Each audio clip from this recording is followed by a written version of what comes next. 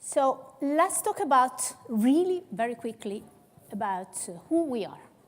So Santander is a global bank.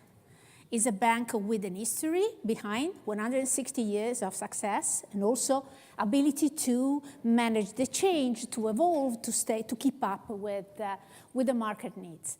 What is important is to underline what is our purpose, so to help business and people prosper.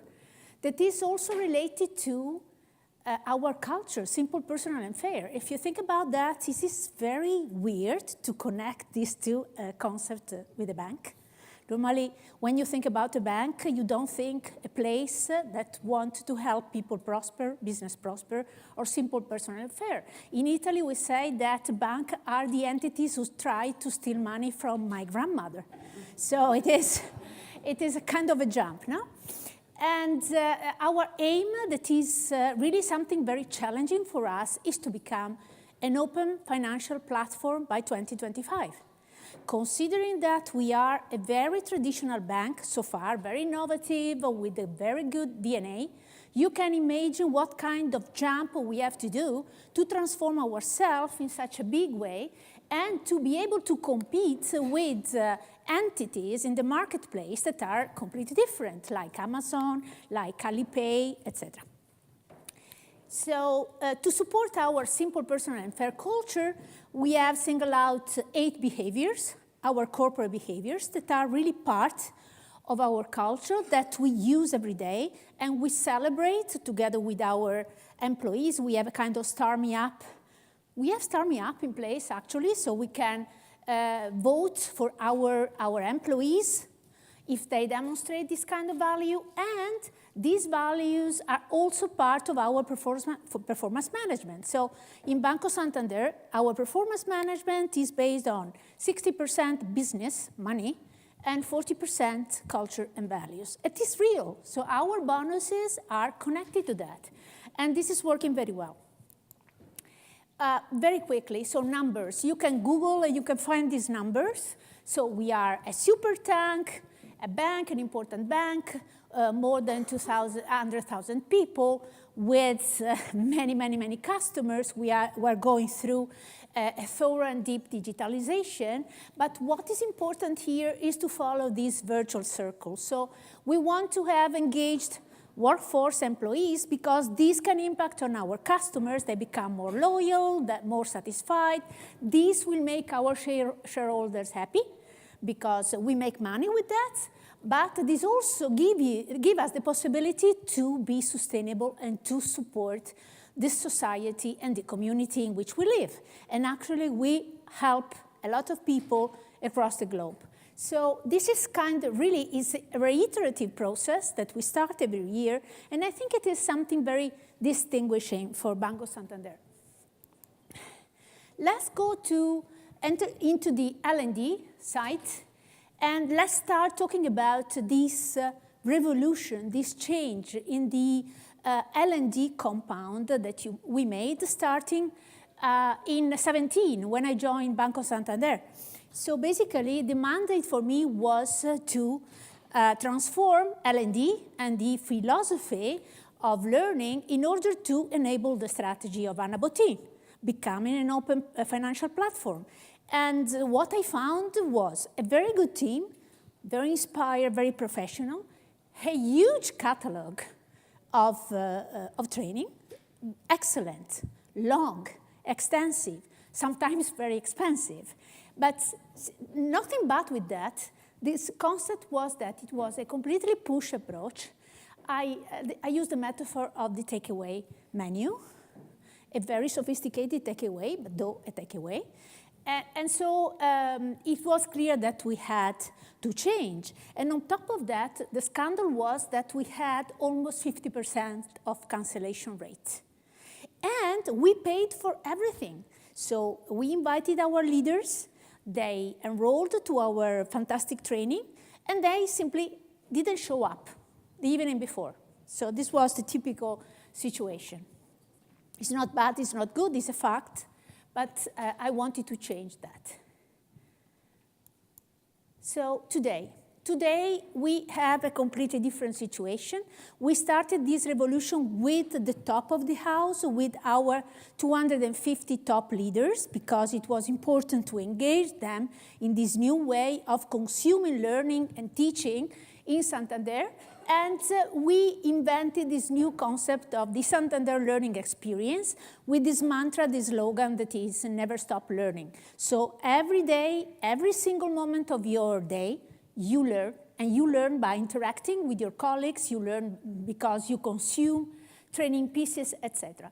So never stop learning is the global strategy that we launched officially in January last year.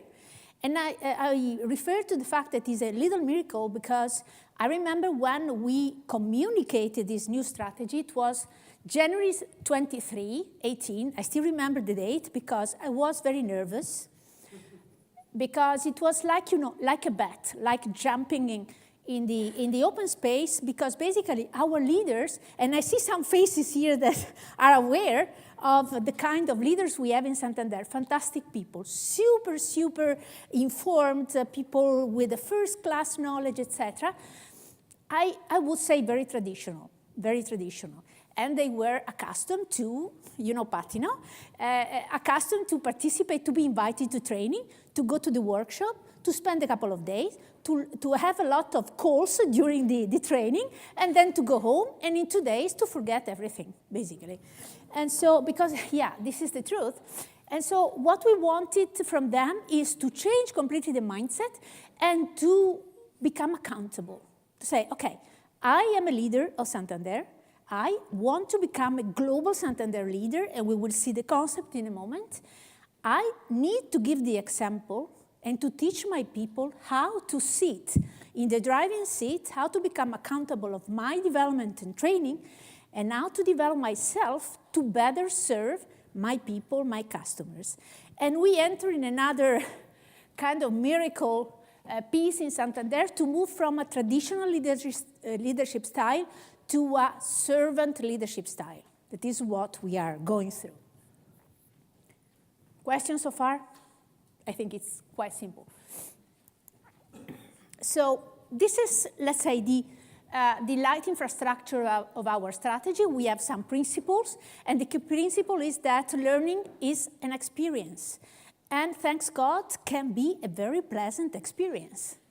Though, still today, when I have to go through the mandatory training in a bank, I want to cut my vein because it is really, really boring. Nonetheless, Laurie this morning told us that it's possible probably to make it better. But to have a pleasant experience, a journey, like to sailing in the ocean by yourself, thinking to your staff, and taking care, nurture yourself through training. We identify these 6 moments that are, again, kind of circle and iterative process. This is the approach we use in everything we deliver, not only in the headquarters, but also in the countries, when we create a training. So we want people to go through these 6 moments that can make almost sure that what they learn can stick and cannot be forgotten in a few days. Then we have 2 main characters in this miracle movie. One is the global Santander citizen. So we wanted to have our people across the globe to stop thinking they were part of, I don't know, Santander Brazil or Santander Argentina, Santander headquarters. Of course they are, but they are also part of a global corporation, a real global corporation. We are global. And this is even more important for the global leader. So global Santander leader, what does it mean? Means that you have to be a role model of our culture, of our behaviors, and also from that point of our style, our philosophy, our learning and teaching approach. So the two main characters, 2 challenges. Something that we changed last year that was related to the takeaway menu. What it was at the beginning, we had a situation which we didn't have any kind of data, and Laurie explained to us today how important it is to have good data to make decisions. And also, it was not really connected with the business strategy. It was not really connected to meeting the business needs and giving a clear answer to the needs of our business leaders and our population, our workforce, to stay relevant. So we created these two, a governance model that is composed of a steering committee and an operating body. The steering committee gathered together 3 times per year, even more if it is necessary. And basically, together with this group of people, very senior, top of the house, we define the training needs based on the strategy. And so everything we deliver is now connected with real business needs. And then we work with this operating body that is composed of representatives of all the global businesses, but also all the countries. We use a new technology we have implemented to stay connected in real time with a very high quality, though not being in the same room.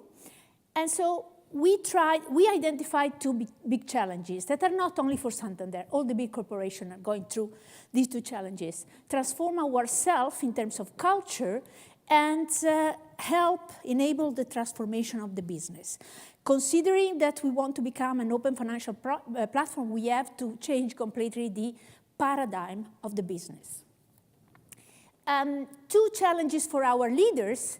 And this was because I was so nervous when we launched the new strategy, because basically I look my leaders, my 250 leaders in their eyes and said, guys, you have to become accountable. You have to be proactive. You have to sit in the driving seat, and you have to take care of yourself, basically. And on top of that, you have to teach our people how to do it. And the miracle is that they were happy with that. They nodded. They said, yes, cool, I like it. And they are using this new approach. So basically, what we did was to move from a traditional way of delivering knowledge to something very completely different, very flexible, and consumable in a different way. I'm not crying, is that I am allergic to the carpet. So. Though I feel a little bit emotional because when I think about that, So let's talk about the Leaders Academy experience, because as I promised you, I wanted to tell you the story of how we approach our key leaders, taking them on board and asking them, traditional bankers again, to move to a digital platform and to think digitally and to act digitally. And basically, we launched this Leaders Academy experience. We created a platform for them. We gave them access to this platform.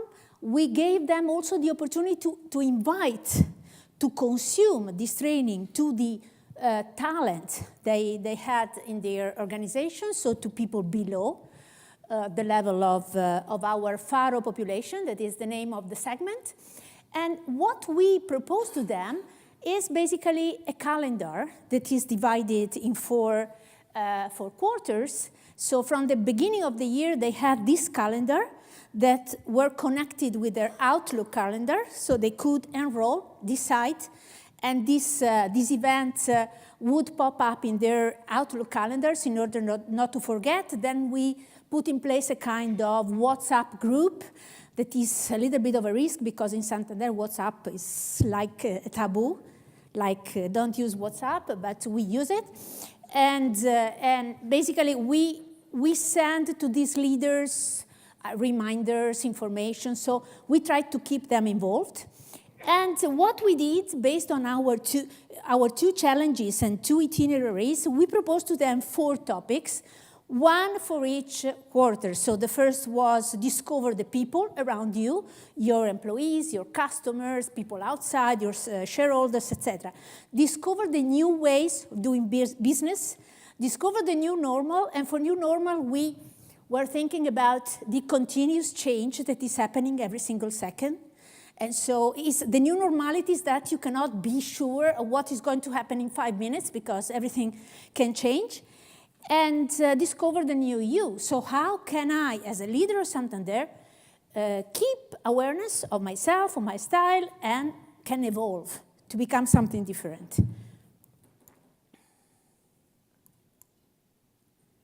Okay, so in this calendar, I have simplified. So try and imagine a calendar, year calendar, divided in quarters with the look and feel of the sailing map, just to use the metaphor of sailing. And in this platform, they can find many different things. So conferences that are recorded, so they can decide when to see the conferences. We call it Faro Talks, that are a specific talk made by our top leaders, like the CEO, like the president, on specific business topics. Again, recorded, new trend sessions, action plan, cultural insight. And 85%, I would say 90%, not synchronized. So they can decide when to consume, when to use it. The only moment that has been presential is the 2 workshops, repeated 4 times. 2 dates on culture, 2 dates on business transformation. And this has been the only moment in which they gather together, also to stay connected, to know each other, because actually we discovered they didn't know each other so well. And it has been very, very successful. So it has, let's say, we have an NPS, general NPS of 9.3. It is quite good. We are very proud with that. So this is more or less the look and feel of the calendar. As I told you, they can pick and choose. This date, this event pops up in their calendars. And they have also the possibility to create, together with us, global learning and development, with their business partner at local level, to create a specific individual action plan. It's something private that we manage in a kind of private way, but they can do it. So just some examples very quickly. So we had a conference, we invited the EMEA business leader for Alipay, the bank of Alibaba. He told us about how to create a bank from nothing and how to become one of the most powerful competitors for a bank like Banco Santander, for instance.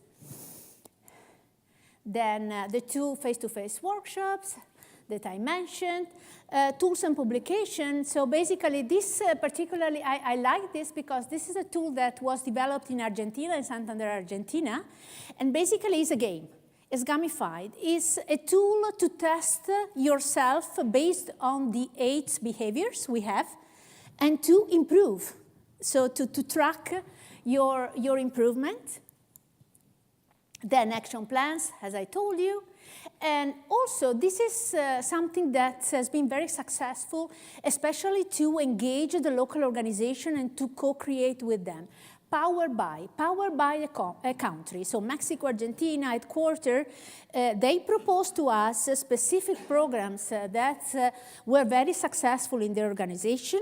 We made an analysis on the global consumability of this training, and when it was okay, we integrated these pieces in the calendar. So basically, it has been like moving from the TV in the 60s. I don't know how many people can remember the TV in the 60s when we had 2 channels and you had to be happy with that, basically, to move to Netflix. So this is the metaphor I like. And also, another metaphor is, again, food. I want to quote my friend Laurie Niels Hoffman. So we moved from coffee for all, McDonald's style, to something that is a kind of high cuisine, 3-star Michelin stuff that people really seem to like a lot. Something that is also very interesting is that we gamified all of that. So this is accessible from any kind of, from the mobile, from iPad, and from the, of course, the laptop. And every piece of learning they consume make them gain miles. So every week we publish a ranking of the best and the, let's say, the adios vaquero, como as they say in Argentina or in Mexico. And so this created a kind of healthy competition with our leaders because, of course, they are Santander leaders. They want to be at the top of the ranking. And so this created a kind of appetite. And now we are in the phase of rewarding the 3 best of last year.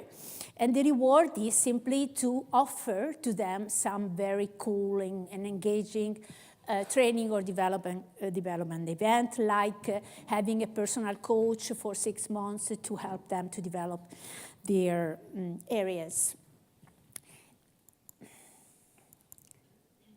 A few numbers. So very good usage, a lot of miles consumed. The action plan is the piece we have to work because only 20% of our users really decided to go in depth and to spend time with their HR business partner to work on them. An interesting piece, but is not so surprising, gives us the sense of the generation of our people. 80% of our users use the laptop to access the platform. So we need also to take into account that and to work to better develop this digital mindset. And basically, this is my last slide. So the journey is an opportunity to transform ourselves. And it must be a good opportunity, something pleasant, something that we are happy to go through, something that we find enriching and valuable. And so our Faro, that is, as I told you, the name of our top leader, can become a global Santander leader. This has been the first, let's say, test to see if the most difficult, the most challenging population could really change and could really step into a different mindset. And this gave us the enthusiasm and the energy to embrace a new challenge, a challenge in which Laurie and Amanda are working with me and helping me. So we are now in the phase of designing and launching a collaborative knowledge platform in order for all our employees to stay in touch, to curate content, to get in touch with our subject matter experts, and to bring to the surface all the knowledge of Santander that is really first-class knowledge. And this is the next step. So I really hope next year to be on this stage to tell you about Project Dojo, because this is the name of our platform, from the is a Japanese word that's say more or less the place in which I get trained and I reach perfection. So it's kind of grand vision. And so I will be happy to talk about our progress in Project Dojo. Thank you so much.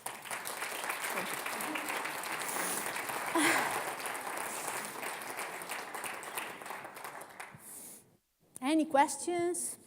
Some questions from the app. I think they're down there as well. If you want to take Yeah.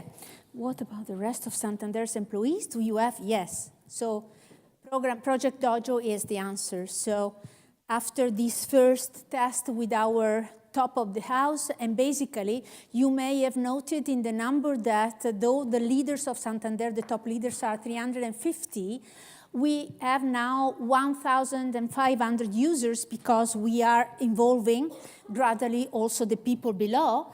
And through the platform, the vision is to take on board all the employees in Santander.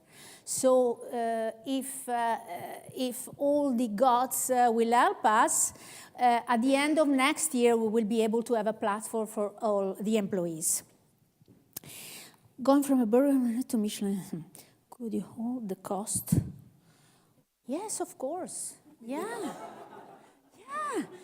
Never be concerned about money, guys. Yeah. And first of all, because this animal is self-sustainable. So when we will have the platform in place, we will save so much money. We will stop reinventing the wheel. We will make a good use of our subject matter expert. We will reduce the use of consultants or external experts. Sorry, guys, because I think that we have people here, but let's say we can reduce the cost. And it will be much more sustainable of the system we have in place today and we used to have in place. Did you encounter a lot of resistance? Yes. Yeah, yes, of course. And actually the cultural transformation, breaking these walls of resistance, and especially, I think, Pat, you can testify that, other people in this room. So when you, in a very historical and traditional organization, talk about something that is a vision that is very futuristic, and so the first reaction is to look at you and think, this lady must be completely crazy, because the faces, and then you have simply to evolve your idea, to create a good set of facts and figures, numbers and data. To support that, you have to create alliances in the organization, because in a big organization you can find a lot of people supporting innovation. And it's really exhausting. It's a job in the job, but yeah. A lot of resistance, yes. The good thing is that we have the endorsement of Anna Botti, so when Anna says, I want that, of course, the entire organization, though reluctantly, will get adopted. Who developed the contents, internal, external, both? We use a kind of blended approach, so we have external providers giving us the contents. We are using MOOCs. We are using quite a lot internal experts. We are very well equipped to translate contents into e-learning in this moment, but I hate the word e-learning. I would like to erase that word from my vocabulary, but okay, yes, we have a blended approach. Look like for leaders, the bank, and the communities you operate in. Well, yeah, so far I already see some signs of success. The fact that my leaders are using the platform and they are happy with that, and we have a very good NPS, is for me a big success. When we will implement the platform, we have identified some KPIs. It will be the usability. It will be, let's say, the time to value, as Laurie taught me to think about. So if you think about being brutally efficient, now, Laurie, and squeezing the time from the moment in which you identify your training need, at the moment in which your people learn and can be operative and put in practice learning, it will be so reduced that this will be another important measure of success. For sure, what we have to do is to find a way to measure the improvement, the learning curve. So to find metrics and tools to measure moment A and moment B, and to do this with the business leaders, and to do this in a very effective way. Any other questions? Thank you so much. Questions?